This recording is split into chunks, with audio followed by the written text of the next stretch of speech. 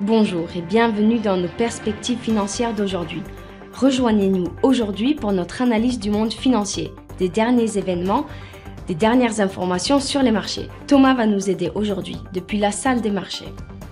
Gemini Trust, une bourse de crypto-monnaies fondée par Cameron et Tyler Winklevoss, restituera au moins 1,1 milliard de dollars aux clients de son programme de prêt aujourd'hui fermé, à la suite d'un accord avec une autorité de régulation new-yorkaise. Le S&P 500 et le Nasdaq ont clôturé à des niveaux records, soutenus par les valeurs technologiques liées à l'intelligence artificielle, tandis que les données sur l'inflation et les commentaires des responsables de la Réserve fédérale ont contribué à façonner les attentes concernant le calendrier des réductions des taux d'intérêt de la Banque centrale. Les prix américains se sont accélérés en janvier en raison d'une hausse des coûts des services tels que le logement et la finance, mais la hausse annuelle de l'inflation a été la plus faible en 3 ans, ce qui laisse planer le doute sur une baisse des taux d'intérêt en milieu d'année de la part de la Réserve fédérale. Les actions Apple ont connu une légère correction à la baisse lors de la dernière session, perdant 0,3%. L'indicateur stochastique RSI indique un marché survendu. La dernière session a vu l'euro baisser de 0,3% par rapport au dollar.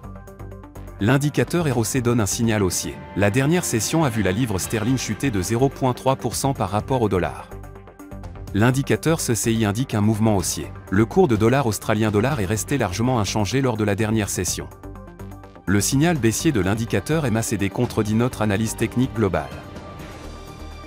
Le PMI manufacturier de l'ISM des États-Unis sera publié à 15h GMT, l'indice ISM de l'emploi manufacturier des États-Unis à 15h GMT, l'indice de confiance des consommateurs du Japon à 5h GMT. Le PMI manufacturier de la Jibun Bank du Japon sera publié à minuit 30 GMT, l'indice des prix à la consommation harmonisé de l'Eurozone à 10h GMT, les positions net NC de la CFTC de la Grande-Bretagne à 20h30 GMT.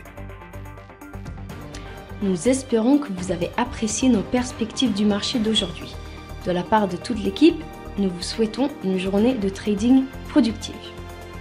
N'oubliez pas de nous rejoindre la prochaine fois pour toutes nos analyses des derniers événements et nouvelles sur les marchés financiers.